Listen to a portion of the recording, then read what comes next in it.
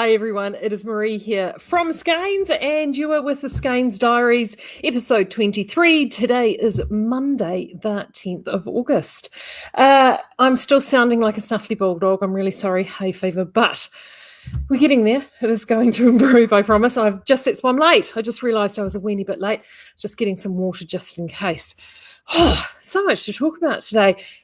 And I'm wearing it. So I thought I would wear it to show this off to you properly. I would possibly wear a different top. I've got a black sort of a t-shirty thing underneath this, and I've got a different one that I would normally wear, I've decided. But anyway, I'm going to get up and show this to you when I move my chair out of the way. So here it is. So I've just got this on with some black jeans. But as you can see, there's a I-cord bind off here. And I'm happy with the length because this is the length that I wanted. So I wanted it, a lot of them with this sort of cropped length sort of set here. Trust, there's things here I want to hide, people. So yeah, I opted for a weenie bit longer. But as you can see there, I have also, you can see where the asymmetrical is. So the asymmetrical in terms of the hemline at the back is more noticeable when I'm not wearing it, less noticeable when I'm not. So when I'm wearing it, as you can see, it just falls a wee bit further down the back there. I don't know about any of you, but I hate things riding up my back. Call it a, you're getting older moment when you're worried about sort of remember that you'll get a chill across your kidneys. I feel the cold now. I really do. So I wanted that. But what I'm really happy about, and I'll just sit back a little bit, is the fit at the top here. I've not wet blocked this, okay? I've only just steam blocked it. I've not wet blocked this. I mean, I won't lie to you, I put it on this morning and I thought, maybe I did have too many pies over the weekend. It was quite firm when I first put it on. But as, I've had it on for a few hours now, it's relaxed beautifully. I know it will relax with wear.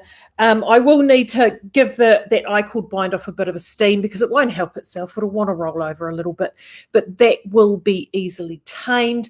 But for me, I've got that fit through the yoke and the arms, and I'm going to put it there because that shows you.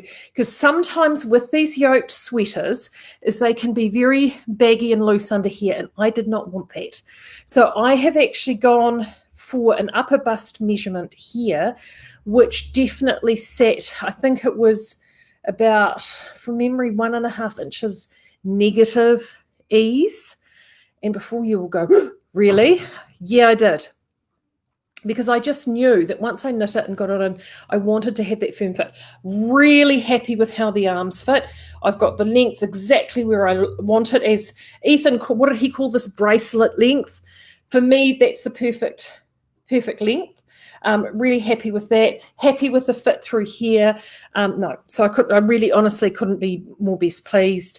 So it's nice. It's nice to finally have it on. So I'm really, really delighted. And I have got the A-line modifications through the side. So all good. I was actually going to leave it here in the shop to show people, but I want to wear it. So if you come into the shop looking for it, it'll be more likely on my person as opposed to on the shelf here. But it will make its way into the shop collection at some point soon. So that is really good. Morning, everybody. It's so good to see everyone today.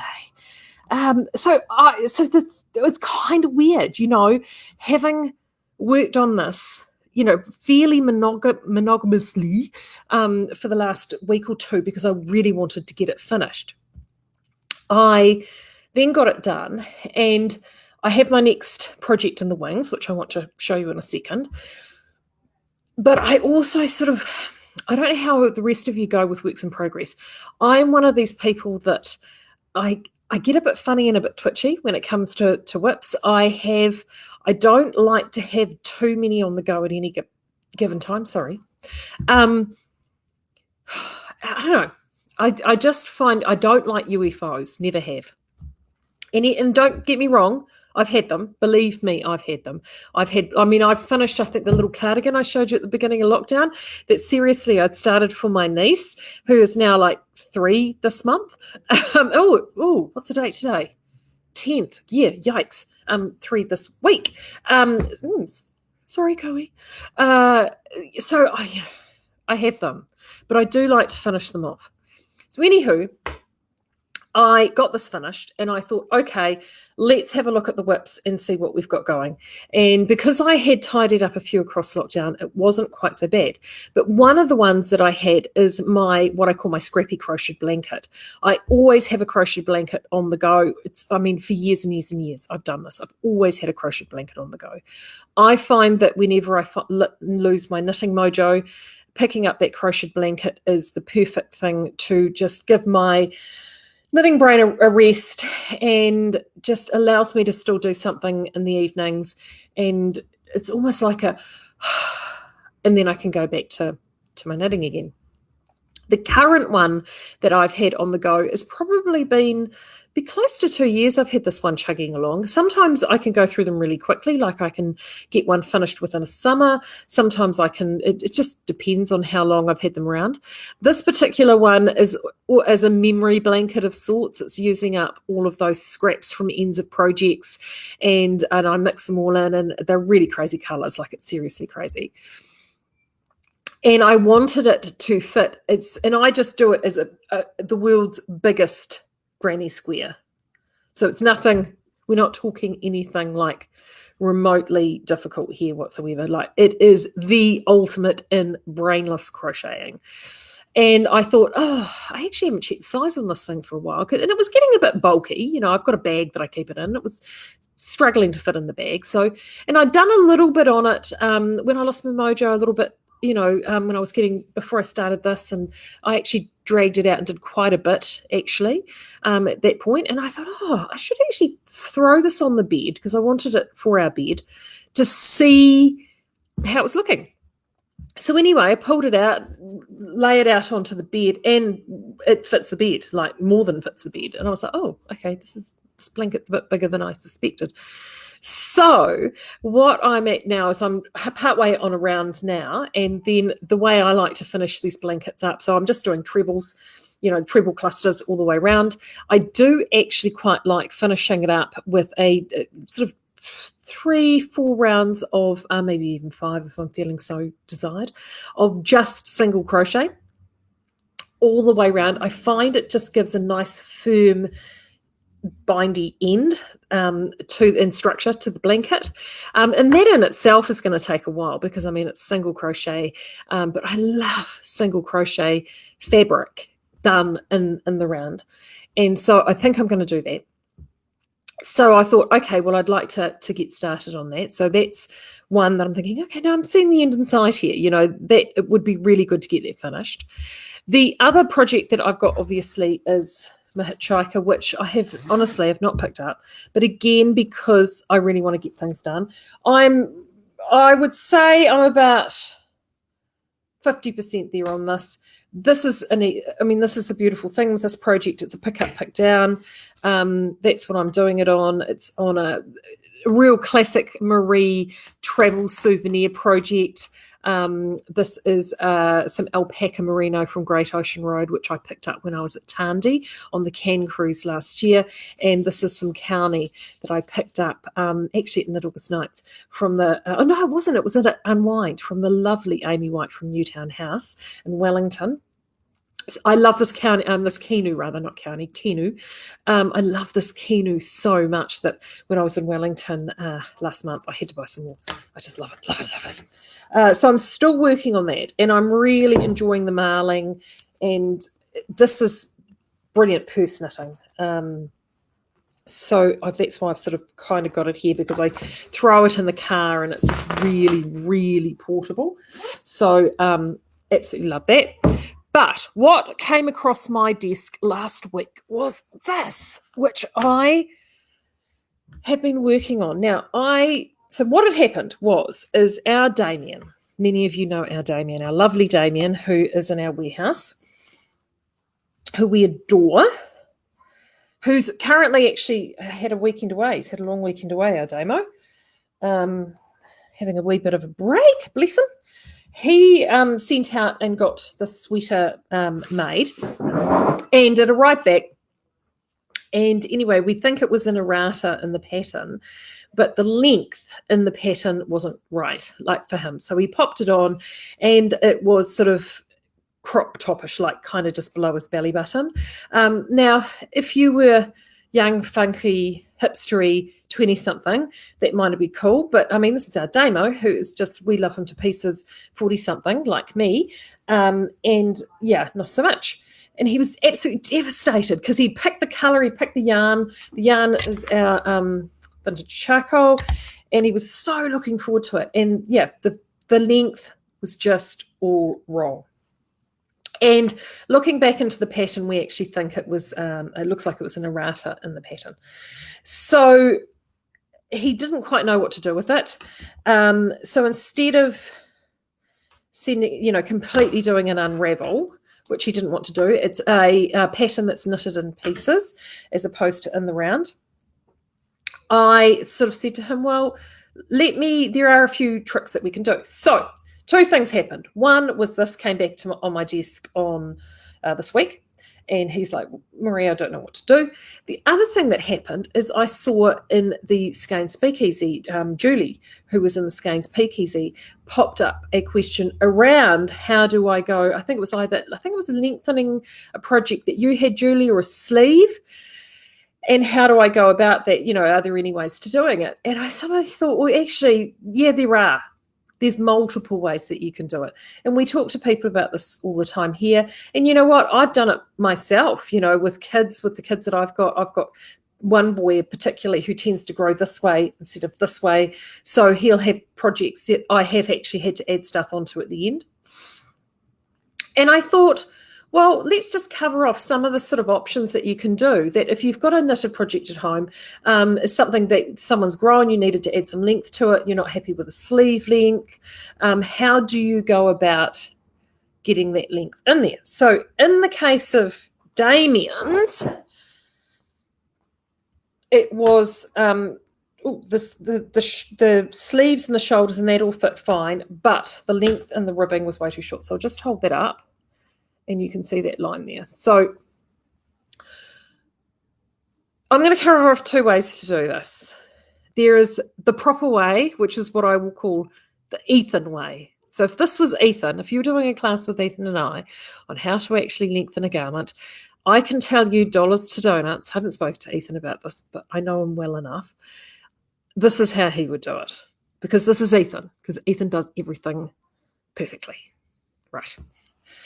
So you've got your sweater like this. Oh, let's hold it up. There it is. And there just isn't enough length in the body. So what to do? So what you do is you're going to terrify yourself, and you're going to do some unraveling.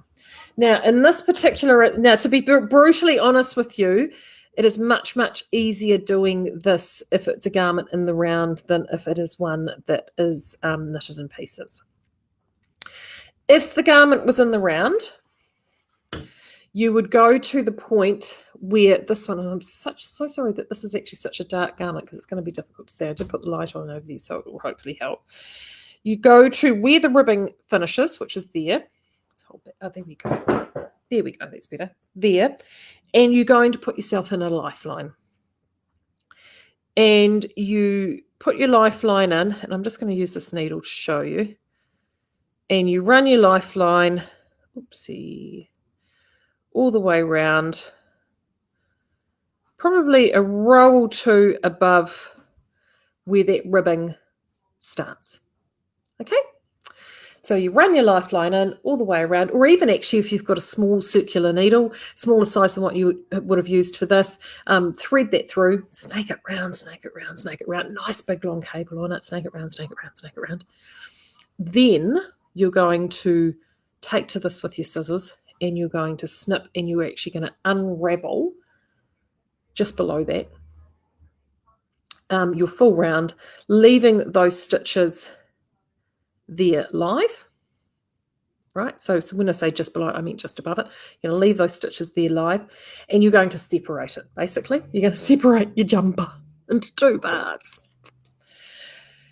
You've got those stitches on your lifeline or your circular needle. You pick those up, and then you knit the extra length that you want. Then you go back to the stitches that you have that from where you've unraveled at the top. Make sure you've unraveled to the same portion. You take the stitches at the top there. I actually have seen it actually makes perfect sense to also put all of them on a circular needle as well, a really fine circular needle and or a lifeline to hold them so they don't go escaping on you while you're doing that piece. Then you bring your two pieces together and you kitchen a stitch or you graft your pieces together. If your tensioning is good, it will be completely invisible, like you weren't even there. That is the Ethan way of doing it. This is in pieces. If you're doing it in pieces, it's a little bit more difficult because in pieces you actually need to undo your side seam on both sides, separate it out, add that portion in, both sides, front and back, then pop your pieces together. You could, I have actually seen it where people have actually tried to do it in the round from, so it can get ugly real fast. And then reseam it, graft front and back, and then reseam it back up. It's a lot of work. There isn't, I'll be brutally honest with everybody, there isn't enough Chardonnay in all of the world for me to be bothered doing that, if I'm brutally honest. Am I capable of doing it? Do I have the skills to do it? Yeah, of course I do. Can I be asked doing it?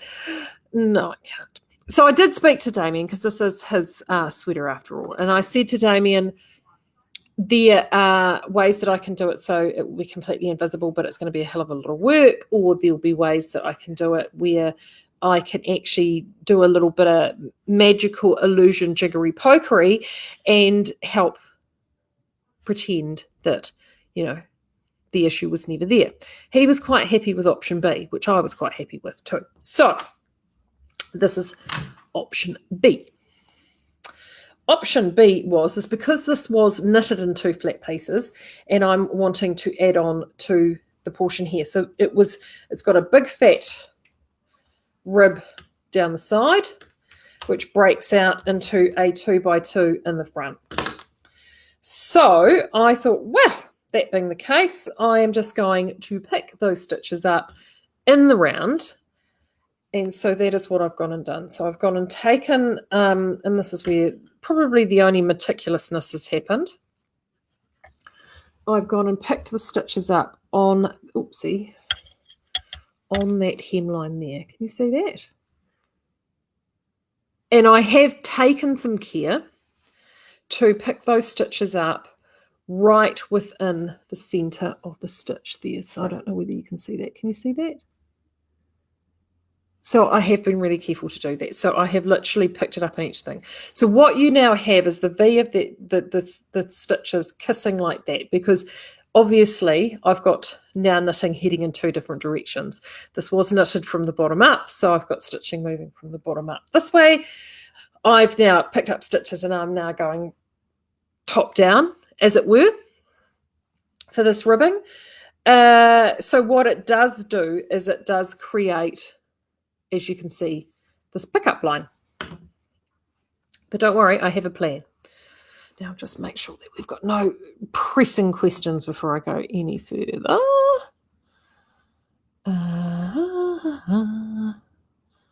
Well, everyone's loving the sweater. Thanks, guys. I'm really enjoying it, honestly. Really, really enjoying it. Right, okay. What I've gone and done, so there were two things first, is we had a look at the length. And one of the things too, if you're ever doing this and you're not too sure what the length of the garment should be, on any sort of standard jumper, generally the length of your arm, there's your sleeve, the length of your sleeve should come down to meet the length of your hem. If you're ever caught short. Ethan, I know, has also talked about the ratios about the length of your foot is from your elbow crease to your wrist, and there's a whole bunch of the human body is an incredible thing. Get all these wonderful ratios. So this is a really good ratio. So if you ever get caught short, and you have knitted sleeves ahead, you've got this. That is one of the lengths that you look at. So what I've gone and done is I picked those stitches up, and I have been working within pattern, merrily around with the stitches that play. And the other thing I actually did, I actually used the needle that was prescribed in the pattern.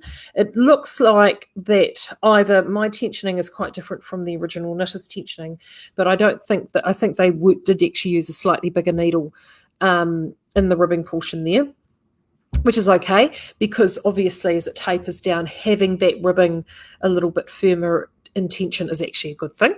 So I've now got it to the length that I've wanted. Then I had a brainwave sitting next to me in my knitting chair at home.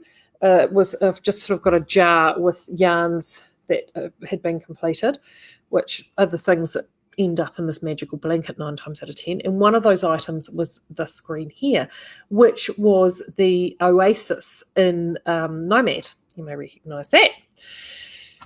And of course, those two together, I think, make a fantastic combination. They look really, really good together.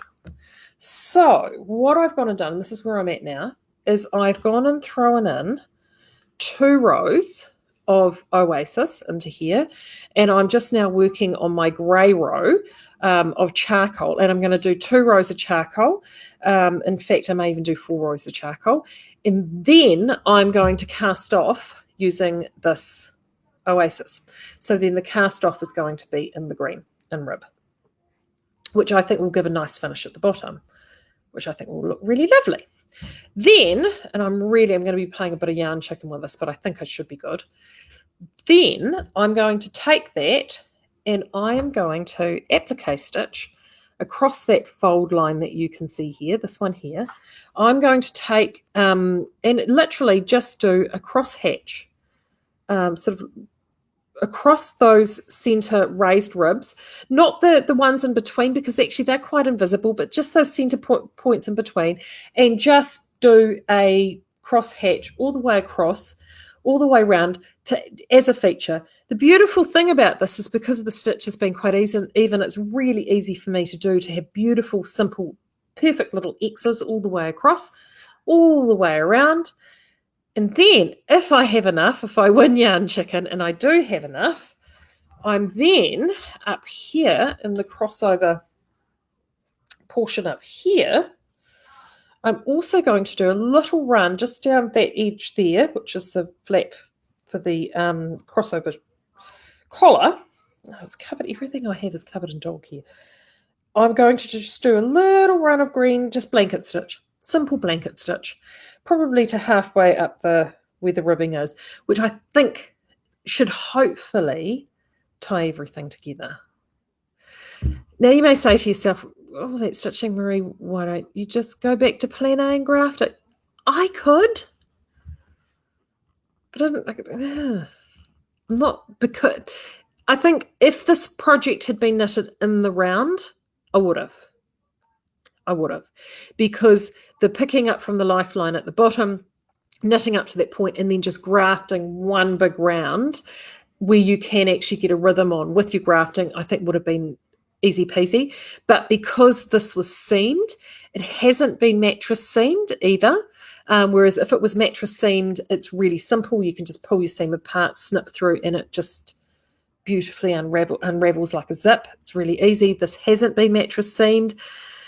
It was not going to be so easy. So I have gone for option B. So, I wanted to just show this to let you know that there are actually ways that you can salvage a project to actually make things happen. And also, this is also a really neat idea too. If you've been caught short, and I know a number of you have had this as well, particularly say, for argument's sake, this was a top-down sweater, right? You've knit it top down, you've gotten down to here, you've been working away. We've run out of vintage charcoal. We don't have any more. We don't know when any more is coming in. Or if we do, it's going to be a different batch. You can't get any more of the batch that you want. You're thinking, oh, what do I do? Because I haven't got the length that I need. That's when getting creative with doing some stripes and doing a few tricks to actually tie everything together can work really well. So that's when you can start adding in a couple of little stripes and bits and pieces at the end. So a series of stripes. So one way I've actually seen it done, and I have done this myself, is actually doing a diminishing series of stripes. So taking, when I know that I've run out, especially too if you've got to hold yarn aside for sleeves, if you haven't done your sleeves already. So you hold the requisite amount of yarn back for a sleeve. Then you can start doing sort of like one round in one color, then one round another, then 2 rounds, then 2 rounds, and then actually just sort of, or even do it like Fibonacci style sequencing, switching out the colors until you then get all solid in your new color.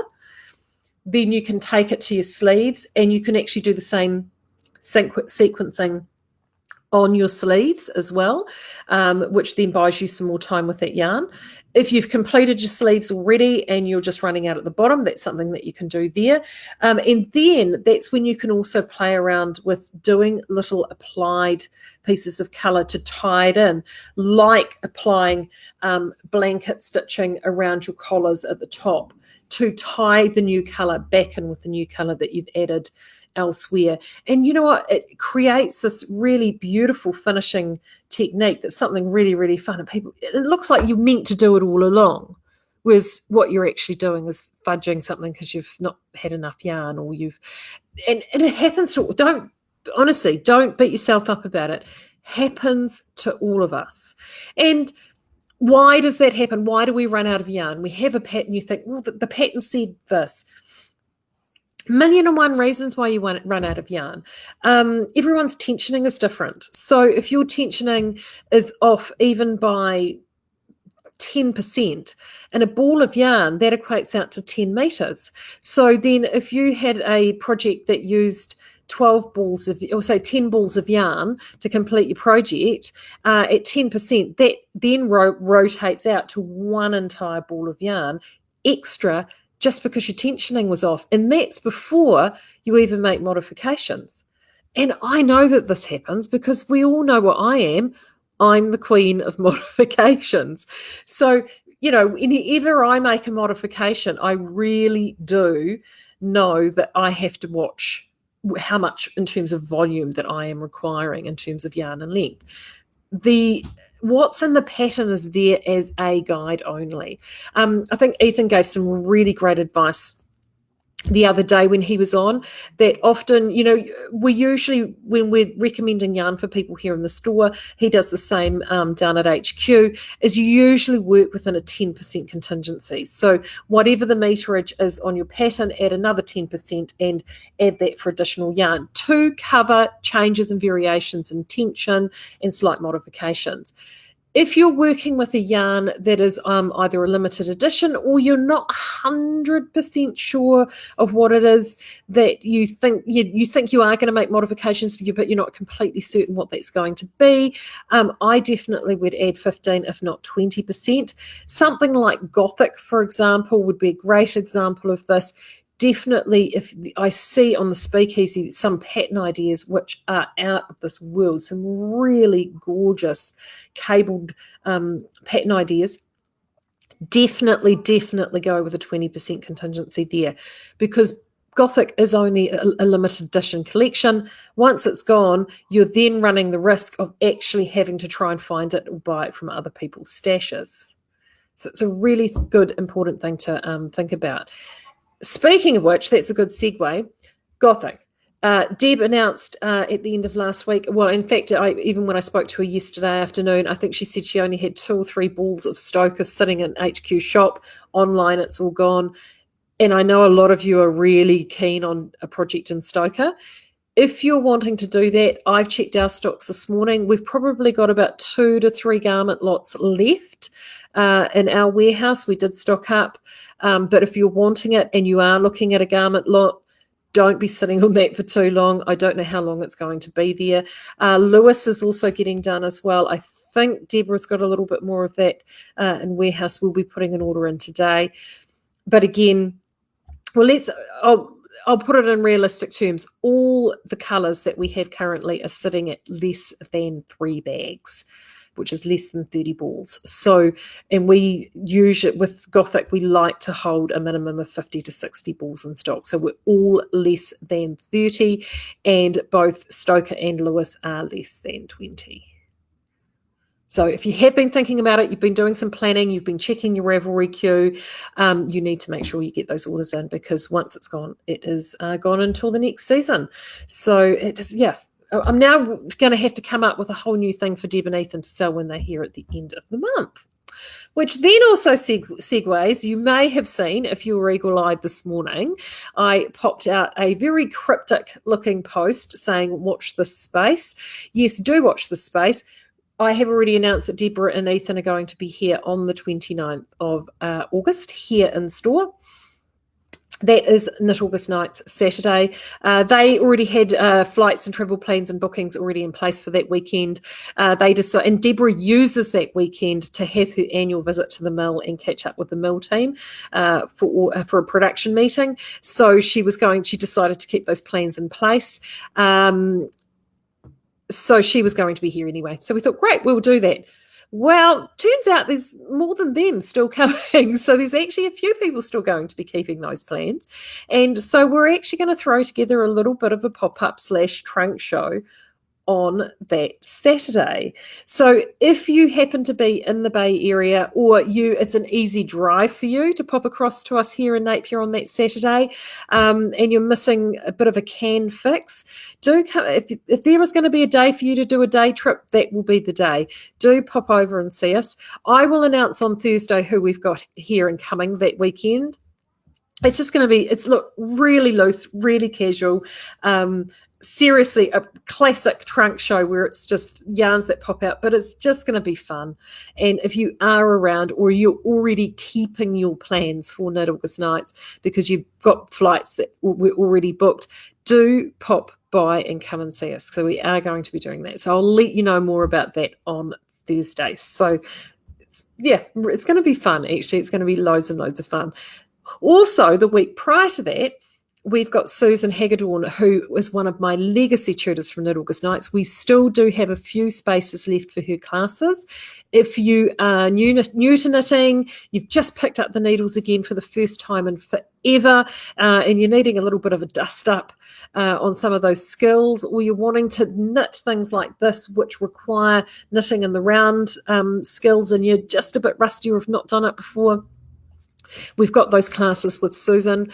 Jump onto our website, Skeinz.com, type classes into the search bar or Susan, and those will pop up, and you can book those. 2 to 2.5 hour sessions for $50. Really, really good value. Susan is amazing. She was also one of my cruise tutors. She's awesome. And I'm really delighted that she's going to be here to do those. Right. Next project. I am thinking about my next project. I did show you this the other week, and I think I've picked my colours now. I've been quite determined. So this is my next one. I am on a bit of a colour work jag, in case you can't tell. I mean, this is vintage Maree. She starts something that she likes, and then she has to do it again and again and again. So I'm thinking this is the way I want to go next. The Ninilchik Swancho, which is from Caitlyn Hunter. I saw this. I'm pretty sure Cheryl Ferry has knitted this. And I saw, yes, it is yours, Cher, that I saw it, and I just fell in love with it. It was gorgeous. And I love the idea of it. So it is, and I'm going to show you the schematic, because I think the schematic shows it quite well. So it is like a poncho. So it is just a really sort of big poncho-esque type shaping with a couple of little ribby sleeves off the end, which means that it'll be very swing and easy to wear. For me, I will need to obviously check my length, because I don't want that finishing around any lumpy and bumpy bits that I don't like. But this is the beautiful thing about this project, is that you can just keep going and check your length and get it to where you need to be. I may even do my classic. I do quite like my asymmetrical finishes at the back. May even do that with this as well. But because it is top down and it goes like that, it should be relatively easy to do. It is a 4-colour pattern using a DK weight yarn. And if you didn't catch the video that I did doing yarn substitutions in terms of volumes for yarn substitutions on this, do go and check that out. Really well worth it. So that's it there, DK weight yarn. I have decided that I want to do Sock Petition Edition DK. I can't believe that I haven't yet knit anything in Sock Petition Edition. Everyone else seems to have except me. I know.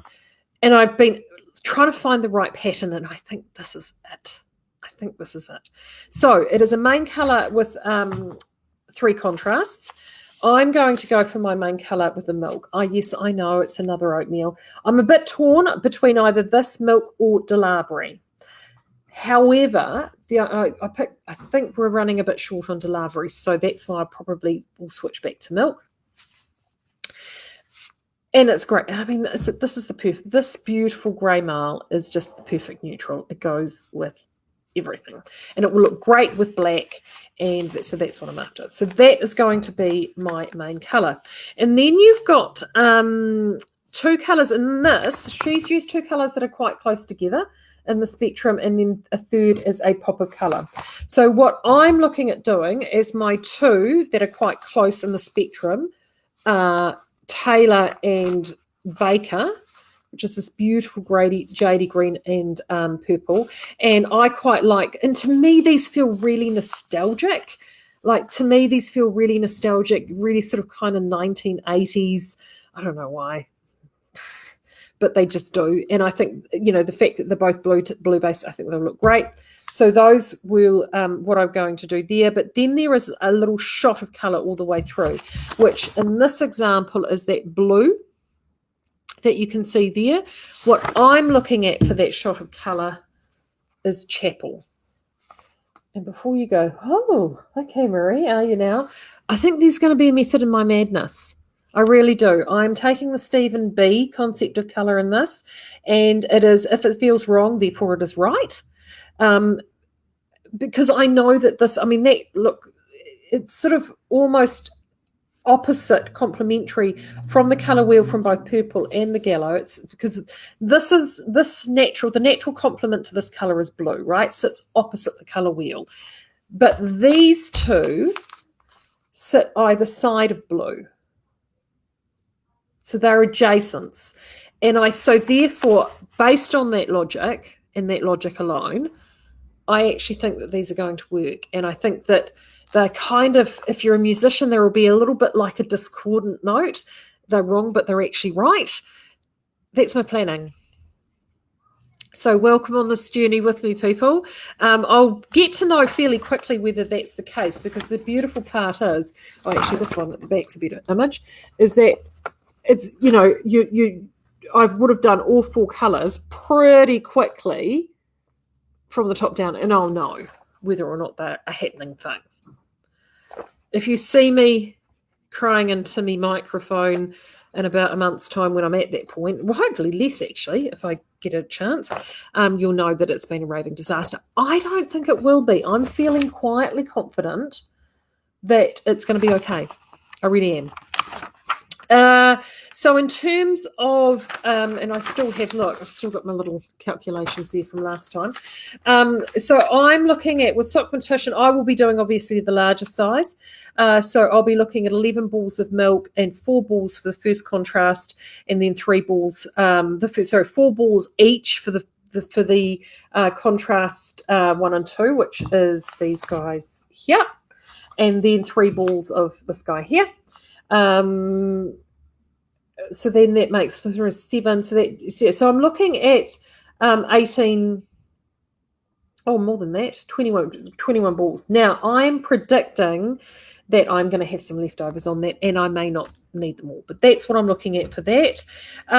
My second choice, obviously, with this was to actually knit it in Southlander, because I just love Southlander so much.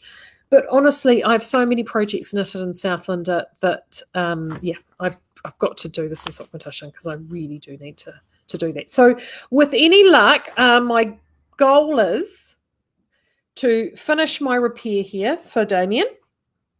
is I want to get this done for him. So with any luck, I'll actually have this finished tonight. I want to get this finished for Damien, and then I'm going to cast on the Swancho and hopefully get that blanket done. And then this is just going to chug along quite happily as my purse knitting, my sort of portable when I'm out and about picking kids up and in the car type knitting, because that's the nice thing with Hitchhiker. It's a pick up, put down, pick up, put down. So that is where I am at. What else to tell you? I have got no restock. Honestly, I literally ran back from the mill from our Skeinz production meeting and just come straight here. So I haven't, we've got a whole heap sitting at the mill. It's just sitting and packing at the moment. It's just been packed. So by Thursday, I will definitely have a big restock for you. I understand that there is definitely cozy and snug, from what I understand, is on its way. So many of you have been waiting for that. Yeehaw.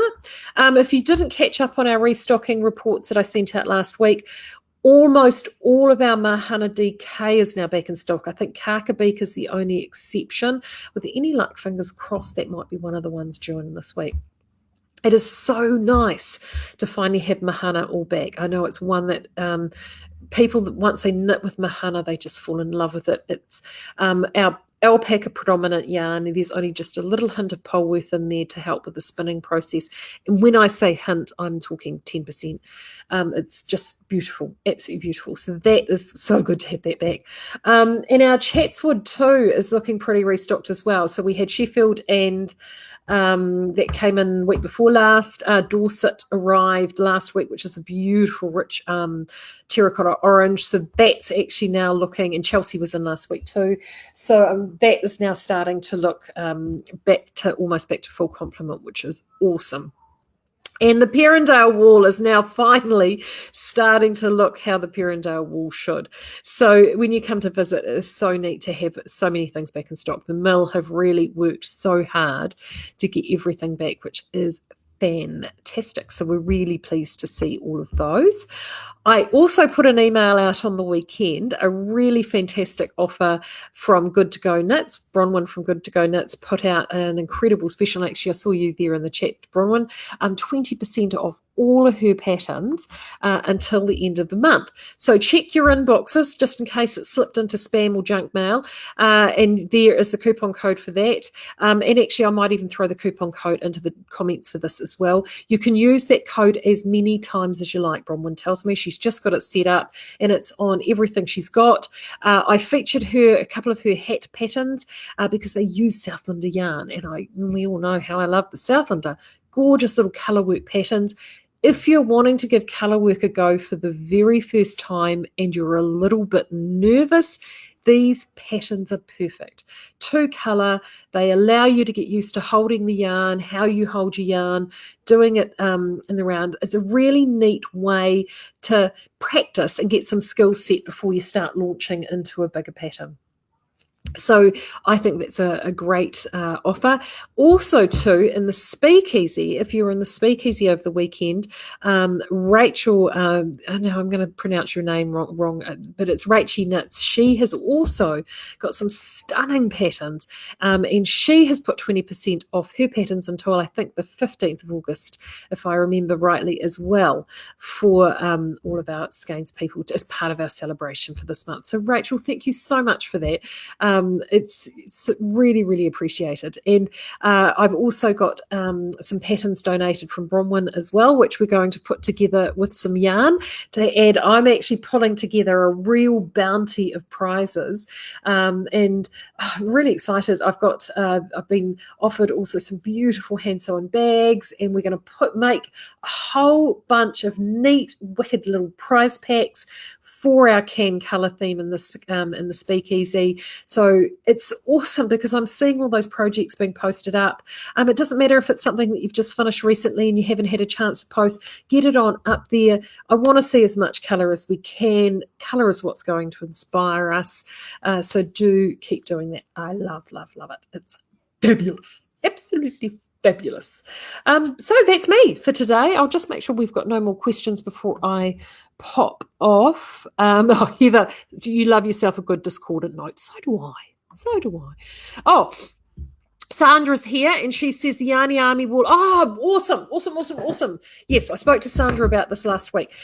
Sandra is going with the Yarny Army, have their Wall of Wool raffle in a big bag of wool. It's big bag wool of Tall. So, right, if you've not seen this before, if you scroll back onto the Knit August Nights Instagram, you'll see some selfies with Sandra and I from previous years. They do this awesome wall of wool made up with different yarns, and they put it all up there. It's so much fun. It's a raffle for the Yarny Army.